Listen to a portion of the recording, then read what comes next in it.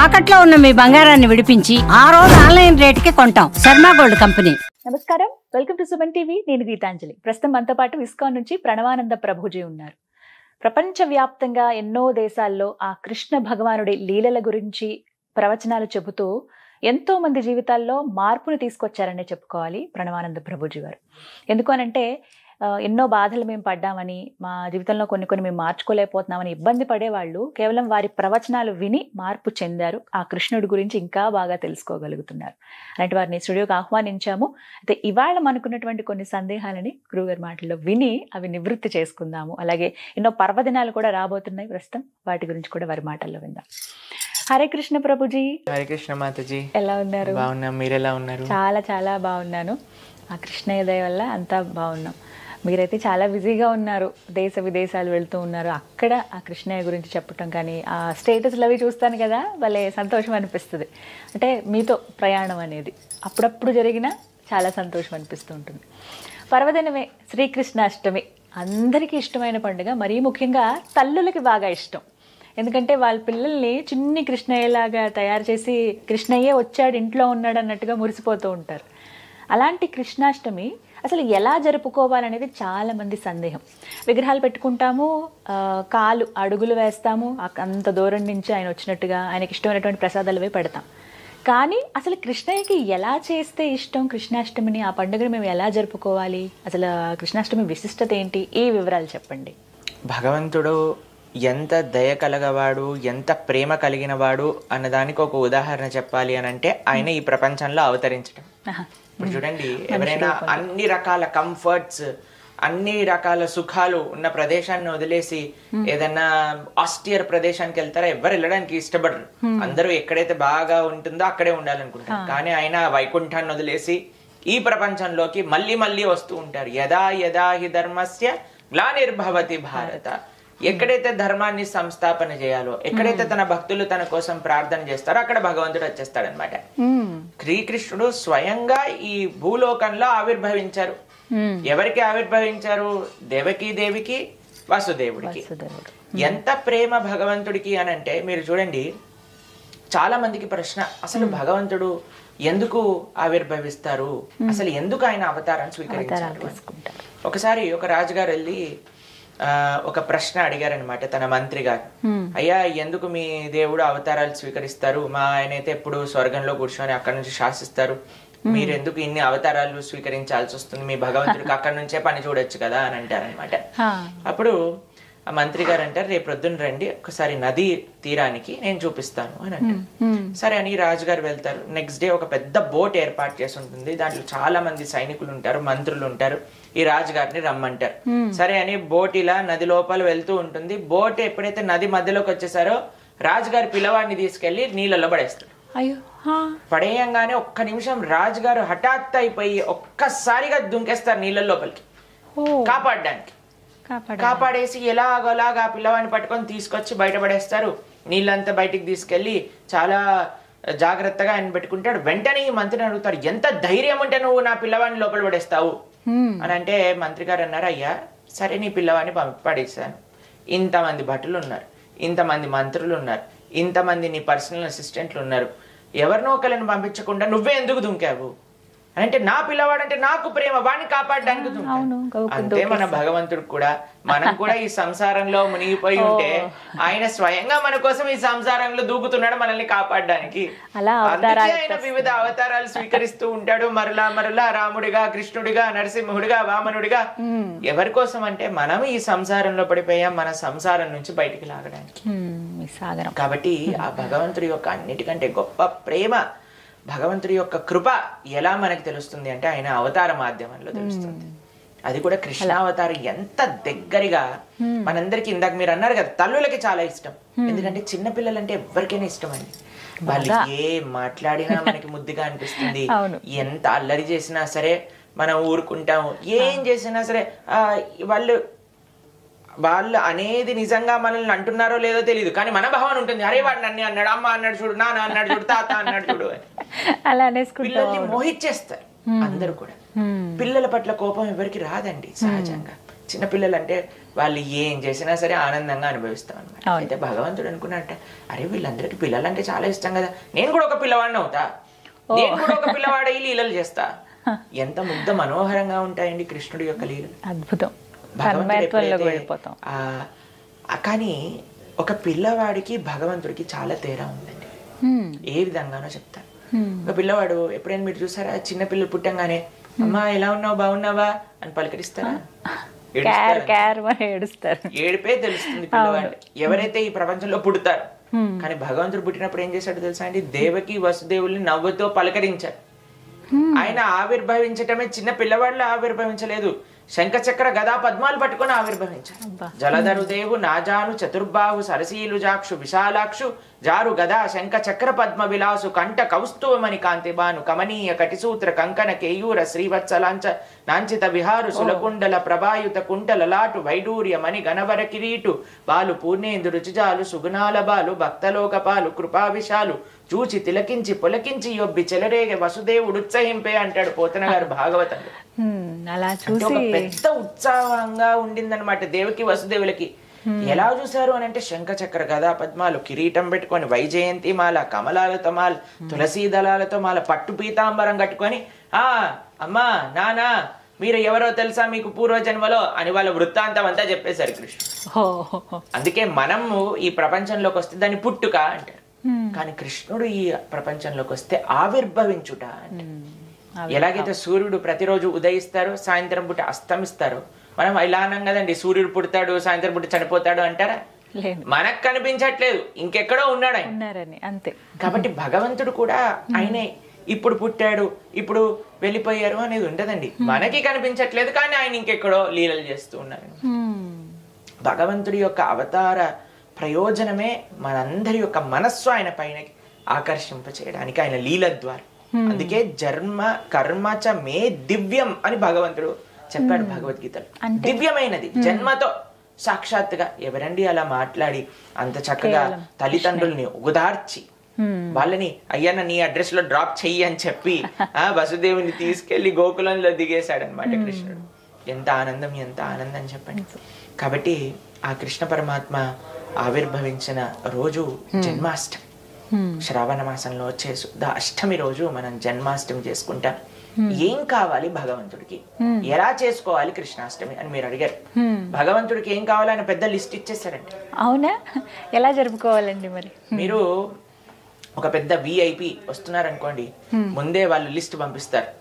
ఇవి ఇలా సిద్ధం చేసి ఉండాలి, ఇదే తీసుకుంటారు, ఇదే ఉండకూడదు, ఇవి ఉండకూడదు, ఈ పదార్థాలతో చేయాలి, ప్యూర్ ఆర్గానిక్ ఘీ యూజ్ చేయాలి, అన్ని ఆర్గానిక్ ఫార్మ్ ఇంగ్రీడియంట్స్ తోటే వంట చేయాలి, అవి ఇవన్నీ ఓ పెద్ద లిస్ట్ వస్తుంది అనమాట. తర్వాత ఇంత సెక్యూరిటీ గార్డులు ఇలా ఉండాలి, ఎవరు ఉండకూడదు, రోడ్ అంతా ఖాళీగా ఉండాలి. మన కృష్ణుడు చెప్పిన ఒక చిన్న నార్మల్ విఐపి, ఒక మెయిన్ పర్సనాలిటీకే ఇంత పెద్ద పెద్ద లిస్టులు పంపిస్తారండి. అనంత కోటి బ్రహ్మాండ నాయకుడు ఎంత పెద్ద లిస్ట్ ఇచ్చాడో ఒకసారి ఆలోచన చేయండి. చెప్పనా ఆయన ఏం లిస్ట్ ఇచ్చాడు? పత్రం పుష్పం ఫలం తోయం, ఈ 4 మాత్రమే ఇచ్చాడు. కృష్ణుడు అడిగింది 4. పత్రం పుష్పం ఫలం తోయం. అన్నిటికంటే చాలా ట్రికీ వర్డ్ ఒకటి యూజ్ చేశాడు ఆయన. పత్రం పుష్పం ఫలం తోయం యోమే భక్త్యా ప్రయత్. ఈ 4 భక్తితో సమర్పించాలి. ఏంటి పత్రం అని అంటే తులసి దళములు కానీ ఏవైతే పత్రం ఉంటుందో, ఆకులు, భగవంతుడికి ప్రేమతో ఒక్క చిన్న తులసి, మనం వింటాం కదండి రుక్మిణీదేవి ఒక తులసి దళంతో కృష్ణుడిని ఆకర్షింపజేసుకుంది. పత్రం పుష్పం పూలు, పత్రం పుష్పం ఫలం అంటే ఫలములు, తోయం అని అంటే నీరు పాలు అలాంటి ఏమన్నా ద్రవ్యాలు. కేవలం ఈ మాత్రము భగవంతుడికి ప్రేమతో సమర్పణ చేయటం చేత ఆయన మన వశమైపోతాడు. అది భగవంతుడి దగ్గర ఉండే ఒక అద్భుతమైన గుణం అండి. ఆయనకి ఏ ఆడంబరాలు అవసరం లేదు, ఆయన అడగరు. కానీ మనకి ఎంత ప్రేమ ఉంటే మనం అంత చేస్తాం కదండి. కాబట్టి కృష్ణాష్టమి ఆ కృష్ణుడు మనకి జీవితంలో ఇచ్చిన కృప, కృష్ణుడు అవతరించిన లీలలు ఎప్పుడైతే మనం భాగవతం ద్వారా భగవద్గీత ద్వారా ఆయన ఇచ్చిన బోధనలు ఎప్పుడైతే మనం వింటామో, కృష్ణం వందే జగద్గురు, అటువంటి జగద్గురువుకి మనందరి యొక్క కొంతమంది ఆయనని చిన్న పిల్లవాడిలా భావిస్తాడు, కొంతమంది ఆయనని ప్రియుడిలా భావిస్తారు, కొంతమంది ఆయనని ఫ్రెండ్ లా భావిస్తారు, కొంతమంది ఆయనని స్వామిలా భావిస్తారు, ఒక గురువులా చూస్తారు, కొంతమంది గురువులా భావిస్తారు. అవును. కాబట్టి అందరూ కూడా తమ యొక్క కృతజ్ఞత, తమ యొక్క ప్రేమను కృష్ణుడికి ఎలా తెలుపుకుంటారు జన్మాష్టమి రోజు అని అంటే, మనకి లడ్డు గోపాల్ అని ఉంటారు, ఇలా పాకే కృష్ణుడు ఉంటాడు, లేదా రాధాకృష్ణుల యొక్క విగ్రహాలు ఉంటాయి కొంతమంది దగ్గర. అయితే మనం చక్కగా అభిషేకం చేసుకోవాలి భగవంతుడికి. రాత్రి వరకు, అర్ధరాత్రి వరకు ఉపవాసం ఉండాలి అని నియమం కృష్ణాష్టమి రోజు. రాత్రి 12 o'clock వరకు. అప్పుడు భగవంతుడికి అభిషేకం చేసి నైవేద్యములు ఆ రోజు విశేషంగా చెప్పన్ భోగం చేస్తారు. మీకు తెలుసా చెప్పన్ భోగం అంటే 56 రకాలు చేస్తారు. 56 రకాల నైవేద్యములు, ముఖ్యంగా తీపి నైవేద్యములు అన్ని కూడా కృష్ణుడికి చేసి, రకరకాల నైవేద్యములు చేసి, తులసి, కృష్ణుడికి పెట్టే ప్రతి ద్రవ్యం పైన తులసి ఉండాలి. అభిషేకం చేసేటప్పుడు నీటిలో తులసి ఉండాలి, పాలల్లో తులసి ఉండాలి, పెరుగులో తులసి ఉండాలి, తర్వాత మనం ఏదైతే తేనె పెడతాం దాంట్లో తులసి ఉండాలి. తులసితో చేసే ఆరాధననే భగవంతుడు స్వీకరిస్తారు. కాబట్టి ఈ జన్మాష్టమి రోజు మీరు భగవంతుడికి చేసే ఆరాధనలో తులసి ఉపయోగం చాలా బాగా చేయాలి. అటు అభిషేక ద్రవ్యముల పైన, అటు నైవేద్యాల పైన, దాని తర్వాత భగవంతుడికి తులసి అర్చన. భగవంతుడికి అలంకరణ అంటే చాలా ఇష్టం, మీ అందరికీ తెలుసు. కాబట్టి చక్కగా అలంకరించి ఉయ్యాల్లో వేస్తారు. ఆ రోజు ఉయ్యాల్లో పెట్టి చక్కగా ఉయ్యాలతో స్వామి సాత్వికమైన ఆరాధన అండి. మన సనాతన ధర్మంలో ఉన్నదే సాత్వికమైన ఆరాధన. అది ఎవరికైనా సరే సాత్విక ఆరాధననే పరమమైన ఆరాధన అని చెప్పి ఉన్నారు. కాబట్టి చాలా భగవంతుడికి ఎంత సాత్వికం అంటే, కొన్ని తులసి దళాలు పెట్టి, పుష్పములు పెట్టి, చక్కగా పూలతో అలంకరణ చేసి, స్వామికి చక్కగా పట్టు పీతాంబరాన్ని కట్టి, నైవేద్యములు, వివిధ నైవేద్యములు తయారు చేసి, మనకి శక్తి ఉన్నంత నైవేద్యములు తయారు చేసుకోవాలి. చక్కగా భగవంతుడి దగ్గర పేర్చి నైవేద్యములు నివేదన చేసి, దాని తర్వాత ప్రసాదాన్ని స్వీకరించవచ్చు. ముఖ్యంగా ఉండవలసిన ప్రసాదం అంటే ఏంటండి? నైవేద్యం ఏది పెట్టాలి అసలు? భగవంతుడికి వెన్న, దానిపైన కొద్దిగా మిశ్రీ అని అంటారు, మక్కన్ మిశ్రీ ఆయనకు చాలా ఇష్టం. తర్వాత లడ్డూలు చేయొచ్చు. పాలతో చేసిన పదార్థాలన్నీ కూడా స్వామికి చాలా ఇష్టం అని కూడా చెప్తారు. కాబట్టి మెయిన్ గా మనము ఏవేవి స్వామికి చేయవచ్చు సాత్వికమైనవి అని అంటే ఉల్లిపాయలు, ఎల్లిపాయలు, ఎటువంటి మాంసాహారము ఇవన్నీ వాడకుండా చేసిన పదార్థాలన్నీ కూడా భగవంతుడికి చక్కగా నివేదన చేసుకోవచ్చు. ఆరాధన చేసేటప్పుడు అండి పఠించవలసినటువంటి ఏ మంత్రం జపించాలి ఆ రోజున? మనము శ్రీకృష్ణాష్టమి రోజు మనం కృష్ణ అష్టోత్తరం చెప్పుకోవచ్చు, శ్రీకృష్ణ సహస్రనామం చెప్పుకోవచ్చు, హరే కృష్ణ మహామంత్ర కీర్తన చేసుకోవచ్చు. భగవంతుడికి కీర్తన చాలా ఇష్టం. ఇప్పుడు పిల్లలు ఏడుస్తూ ఉన్నారనుకోండి, మనం పాటలు పాడుతూ ఉంటాం వాళ్ళ కోసం. కాబట్టి కృష్ణుడు చిన్న పిల్లవాడు కదా, కాబట్టి చక్కగా హరే కృష్ణ కీర్తన ఎంత మంచిగా పాడుతూ, వివిధ కీర్తనలు, ముద్దుగారే యశోద, ఎన్ని అన్నమాచార్య కీర్తనలు, త్యాగరాజ స్వామి వారి కీర్తనలు, కృష్ణుడి పైన లేని పాటలా అండి. ఎంతమంది అద్భుతంగా రచించిన కీర్తనలు పాడుతూ ఆయన చిన్న పిల్లవాడిగా భావించి ఆయనను ముద్దు చేయాలన్నమాట ఆ రోజు, మెప్పించడానికి ప్రయత్నించాలి. కాబట్టి అలా కృష్ణాష్టమి. దాంతో పాటు విశేషంగా మనమండి ఇంట్లో చేసుకుంటాం పూజలన్నీ, కరెక్టే.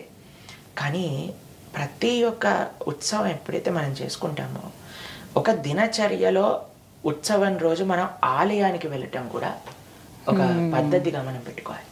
ఎందుకంటే ఇంట్లో వీఆర్ కన్స్ట్రెయింట్, ఇన్ని చేయగలుగుతాం. ఇప్పుడు చూడండి, మా ఆలయంలో కృష్ణాష్టమి రోజు కనీసం 2-3 వేల రకాల నైవేద్యములు భగవంతుడికి పెడతాం. 3,000 రకాల 2-3 వేల రకాలు ఉంటాయి నైవేద్యములు కంపల్సరీగా భగవంతుడికి ఉంటాయి.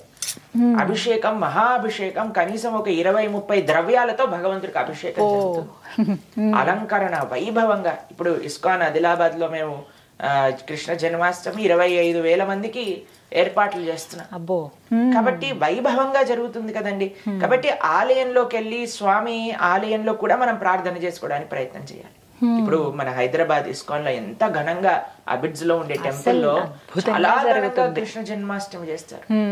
కాబట్టి మన దగ్గరలో ఉండే ఇస్కాన్ టెంపుల్ కి, కృష్ణ మందిరాలకి వెళ్ళి అక్కడ కూడా ఒకసారి దర్శనం చేసుకోండి. అక్కడ ఉండే వాతావరణం వల్ల మనకి ఇన్స్పిరేషన్ వస్తుంది మనం ఇంట్లో బాగా చేసుకోవడానికి తెలుస్తుంది. కాబట్టి చక్కగా ఆలయానికి వెళ్ళటం, గోసేవ చేసుకోవటం ఆ రోజు. ఎందుకంటే ఆయన గోవులకి అంటే చాలా, కృష్ణుడు అంటే ప్రీతి, కృష్ణుడికి గోవులు అంటే ప్రీతి, ఇష్టం. కాబట్టి గోసేవ చేసుకోవడం, వీలున్నంత దానం ఆ రోజు, అన్నదానానికో భగవంతుడి యొక్క సేవలకో మనం మన ద్రవ్యాలను సమర్పణ చేయటం కాబట్టి అలా చేస్తూ అటు ఆలయ వ్యవస్థకి చక్కగా మనం దర్శనము దానము అవన్నీ చేసుకోవాలి. అలానే మన ఇంట్లో ఉండే స్వామికి కూడా చక్కగా ఆరాధన, అలంకరణ, నైవేద్యము, దీపధూపాదన్ని కూడా చేసుకోవాలి. మన తెలుగు వారి యొక్క సాంప్రదాయం అంటే దక్షిణ భారతదేశంలో ఇలా అడుగులు వేస్తారనమాట. అవును. ఎవరైనా చిన్న పిల్లలు ఉంటే చిన్న పిల్లలతో వేస్తారు, లేదా చేతులతో అడుగులు వేస్తారు. కృష్ణుడు మన ఇంటికి వచ్చినట్టు భావన చేస్తారు. కాబట్టి అన్నిటికంటే ముఖ్యం కృష్ణుడు తేవచ్చు, కానీ కృష్ణుని పంపించేయకూడదు అనమాట. కృష్ణుడి ఇంట్లోనే ఉంచాలి. కృష్ణుని ఇంట్లోనే ఉంచాలి అని అంటే ఎప్పటికీ ఆయన కృష్ణ జన్మాష్టమి ఒకటి బర్త్డే చేసేసి పాపం పిల్లవాడిని వదిలేశారనుకోండి ఎలా ఉంటుంది చెప్పండి ఆయనకి. అలానే కృష్ణుని పెంచుకుంటూ ఉండండి. జన్మాష్టమి నుంచి కృష్ణుని పెంచుకోవటం అంటే కృష్ణ భక్తిని మంచిగా ఆచరిస్తూ ఉండటం. ఆ రోజు సంకల్పం తీసుకోండి, కృష్ణ ఈ రోజు నుంచి నీ భక్తి శ్రద్ధలతో మిమ్మల్ని ఆరాధన చేస్తాము, ఒక మంచి ధర్మ మార్గంలో భగవద్గీత చదువుతాను, నువ్వు చెప్పిన విషయాలు అర్థం చేసుకుంటాను అంటే కృష్ణుడు ఎప్పుడు ఇంట్లోనే ఉంటాడు, ఇంకెళ్ళడు. నెక్స్ట్ డే మార్నింగ్ ఇంట్లో తుడి చేసిన అడుగులు ఆయన ఇంట్లోనే సెటిల్ అయిపోతాడు పర్మనెంట్ గా. మనకు కానీ భక్తి ఉంటే, మనకు కానీ ఆ ప్రేమ చూపించగలిగింది. కాబట్టి కృష్ణాష్టమి రోజు కాదు, మనకి ప్రతి రోజు కృష్ణాష్టమి. అది మన జీవితాన్ని యొక్క లక్ష్యం. అలా జరుపుకోవాలి. నిజమే. ఒకసారి నమ్ముకుంటే ఉండు అంటే ఆయన ఎప్పుడు మనతోనే ఉంటారండి. అది మాత్రం నిజం. చాలా చక్కగా వివరించారు. చాలా సందేహాలు ఇవి ఎలా జరుపుకోవాలి ఏంటి అనేది. ఇంట్లో పూజ చేసుకోవడం, అలాగే ఆలయానికి వెళ్ళటం, గోసేవ చేయడం అనేది అదొక విధిగా పెట్టుకోవాలి అందరూ. చాలా చక్కగా వివరించారు ప్రభుజీ. హరే కృష్ణ. హరే కృష్ణ.